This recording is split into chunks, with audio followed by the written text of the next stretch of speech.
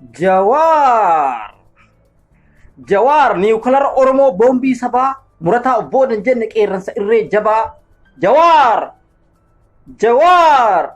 Mul'ata qeerroof qarree faajjii Oromootaa qaanqee bilisummaa abdiin sabaa suma. Qaanqee bilisummaa abdiin sabaa suma.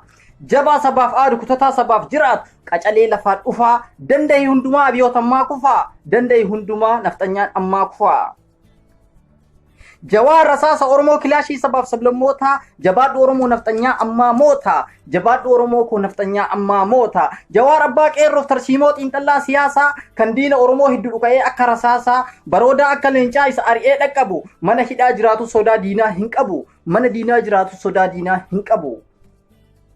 Goota tarkaanfiin beeksisanii nadhii gammadaa sirraa dhalachuun na boonsa of ta'eetiin gammadaa sirraa dhalachuun nu boonsa of ta'eetiin gammadaa. Goota akka eebbisaa baroodu goota harkan kennine fakkaataa waaqoof taaddee nafxanyaan hiitee sodaachisuu barbaadde fakkaataa waaqoof taaddee nafxanyaan hiitee sodaachisuu barbaadde. Mul'ata Usmaa yoo Muusaa haftee Haacaaluu Hundeessaa.